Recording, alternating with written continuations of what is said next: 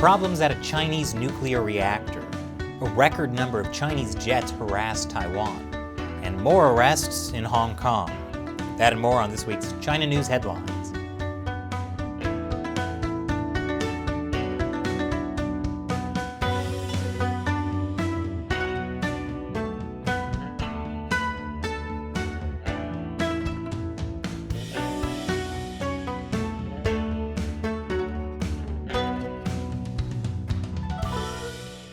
Welcome to China Uncensored. I'm Chris Chappell.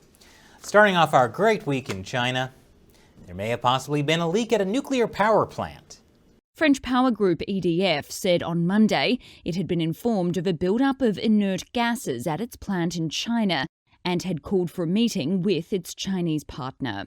CNN also reported that Framatome, the EDF unit which designed the reactor, had warned of an imminent radiological threat. Okay, it is true there is a potentially dangerous issue at the Taishan nuclear power plant. But according to the Chinese Communist Party, everything is fine. State-run China General Nuclear Power Group, the majority owner of the joint venture with EDF, said in a statement on its website on Sunday that operations at the nuclear power station met safety rules and the surrounding environment is safe. See, it's safe. Would the Chinese Communist Party ever lie to the world to cover up a dangerous leak? Yet, despite the assurances, the U.S. is apparently still looking into the nuclear plant leak. The French company warned that the Chinese Safety Authority was raising the acceptable limits for radiation detection outside the Taishan nuclear power plant in Guangdong province in order to avoid having to shut it down. See, China doesn't have to lie about the data. They can just change the definition of how much radiation is safe. Problem solved. But here's a hint that there may still be a small problem. As CNN put it, it is unusual that a foreign company, Framatome, would unilaterally reach out to the American government for help when its Chinese state-owned partner is yet to acknowledge a problem exists. Yeah, especially when it's a French company. Since when do the French ask for help from the Americans? Ultimately, the situation is pretty typical for joint ventures in China. The foreign company often realizes too late their Chinese counterparts aren't as honest or as cooperative as they'd like, especially when it has to do with a Chinese nuclear plant that was supposed to be a propaganda symbol. It was the first of its type in the world to enter operation in 2018, after delays hit similar projects in Finland and France. Is it possible the Chinese Communist Party may have cut some corners to get this nuclear plant up and running? Speaking of cutting corners, a gas pipeline in China exploded. It destroyed a busy market in Shurian City in central Hubei province. As of this recording, Chinese state media say 25 people have died. But we all know how honest China is about statistics, especially when it involves local government screw-ups. But as I said in a recent episode about enormous sinkholes opening up throughout China, the Chinese Communist Party tends to care more about the look of a city than the lives inside the city. Corners get cut. And coming up after the break, the G7 tries to counter China. Welcome back. The G7 is a group of the most powerful economies. They had their annual meeting and awkward family photo last week. A big part of that meeting was about countering China. We did a full rundown of their plan on our other channel, America Uncovered. Yes, we have another channel. But the G7 this year also talked about China issues that it ignored in the past. Taiwan, the East and South China Seas, and human rights abuses in Xinjiang and Hong Kong. Obviously, China is not happy. Foreign Ministry spokesman Zhao Lijian said the U.S. is ill and very ill indeed. The G7 had better take its pulse and come up with a prescription. That sounds like a swipe at President Biden being old and confused.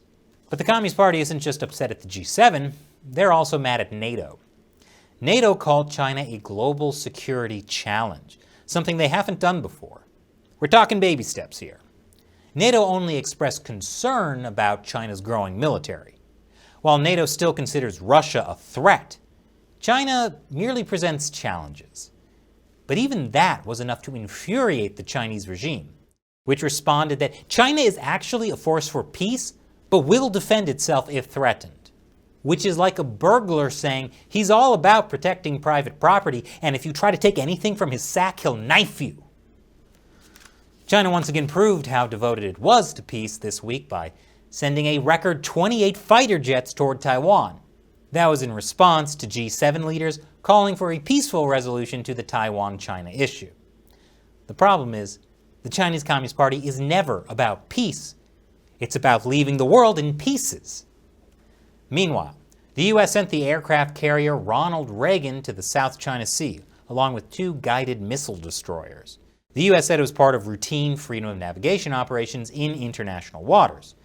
Chinese state media called it Cold War baiting, unlike flying fighter jets towards a country you've threatened to invade. Last month, a botched marathon in China resulted in 21 deaths. An investigation was launched into why organizers ignored extreme weather warnings. And now, the Communist Party chief who was responsible has mysteriously died. Well, it wasn't that mysterious. He fell from a building. Don't worry, local police say it wasn't homicide, but they also aren't saying it was suicide. How many other options are there? Was he just walking on the roof of a building and slipped? Speaking of mysterious deaths, a top communist official at a university in Shanghai was stabbed to death. Yes, universities in China are all overseen by a party official. This one was stabbed to death by a fellow professor. But details are sparse because Communist Party-run media don't really like talking about Communist Party officials being murdered. Instead, they prefer to focus on how much the Chinese people love the Communist Party. After all, international polls have indicated over and again that Chinese people's approval ratings of the CPC and the government rank the highest worldwide. Wow, how do they manage? Well, the secret is, everything is for the people! And yes, state media wrote that in all caps. Speaking of communist-run newspapers, the New York Times. They conducted a rare interview with the Chinese scientist potentially involved in the coronavirus lab leak. The virologist is Dr. Shi Li. She's known as China's Batwoman for her research on bat coronaviruses, like the kind she was doing at the Wuhan Institute of Virology. That was getting U.S. government funding approved by Dr. Fauci to do research making coronaviruses more contagious and deadly. Did I mention the Wuhan Institute of Virology had known safety issues? Or that some scientists have been saying for over a year that there are signs the coronavirus was engineered?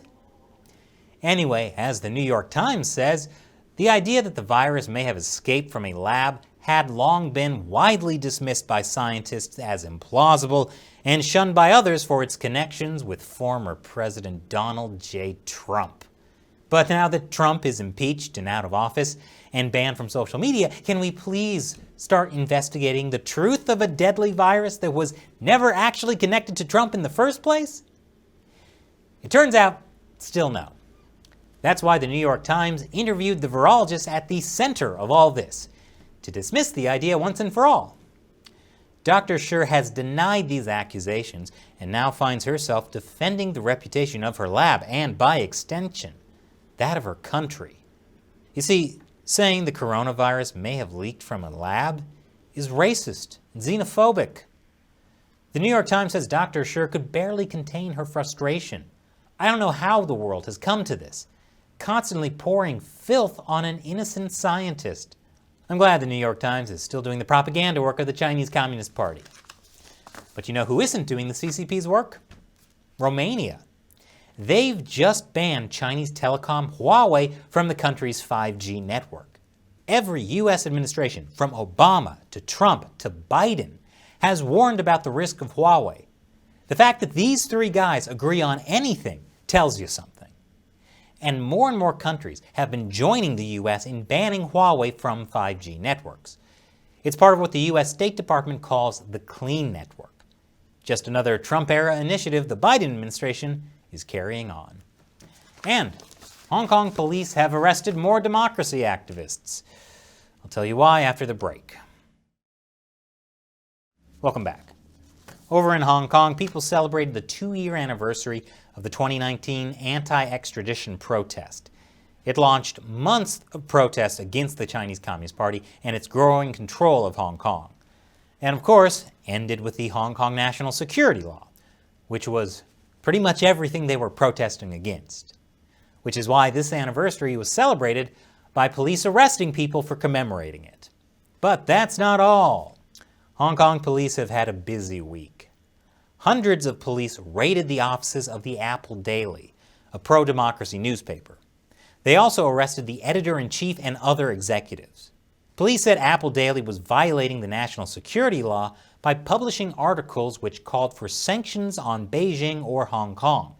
When other media tried to ask the police which Apple Daily articles violated the national security law, the police refused to answer. It's almost like they're trying to make all Hong Kong media afraid of publishing things that could get them arrested. Police also froze Apple Daily's assets, so it's not clear how long the paper can keep going. But Apple Daily defiantly printed 500,000 copies the day after the police raid with the message that everyone has to hang in there. Meanwhile, Jimmy Lai, the founder of Apple Daily, is being put on trial. He faces life imprisonment. For what? Why? For violating the national security law. Somehow. Something to do with colluding with foreigners to do something. Look, they don't need a reason. On the bright side, the American anti-communist organization, the Victims of Communism Memorial Foundation, awarded Jimmy Lai a top honor for his lifelong commitment to democracy in Hong Kong. Hopefully he can accept the award in person one day. But if he ends up in prison for life, they also will present Jimmy with this very nice cake. Jimmy, we put a special ingredient in the cake. But I'm happy to say I won't need to bake a cake for Hong Kong activist Agnes Chow. She's been released from prison. She never should have been in prison in the first place. That's according to the Congressional Executive Commission on China, a bipartisan group of U.S. lawmakers. They tweeted, a more appropriate action to commemorate the second anniversary of the 2019 Hong Kong protests would have been to drop charges against those who participated in those protests and release all other political prisoners. Which sounds to me like these hostile foreign forces have been colluding with everyone in Hong Kong. China's going to have to lock up everybody now. I've got a lot of baking to do. But first, it's time for me to answer a question from a member of the China Uncensored 50 Cent Army, fans who support us and our efforts to expose the truth about the Chinese Communist Party by contributing through the crowdfunding website Patreon. Mika Ranta asks, that sinkhole looks like Photoshop or something. Mika is referring to this thumbnail image from our recent episode, China's massive sinkholes are swallowing cars and buses. A lot of people ask me that, actually. It does look Photoshopped, doesn't it? After all, it's kind of hard to believe this is real. It's real. Sometimes things that happen in China are beyond belief. Thanks for your question and your support, Mika. And a big thank you to everyone who supports China Uncensored on Patreon. We could not do this show without you. So thank you for joining us in the fight to expose the Chinese Communist Party to the world. If you're interested in joining, head over to patreon.com/China Uncensored. You'll get a bunch of cool perks, including the chance to have me answer your question on the show. Once again, I'm Chris Chappell. See you next time.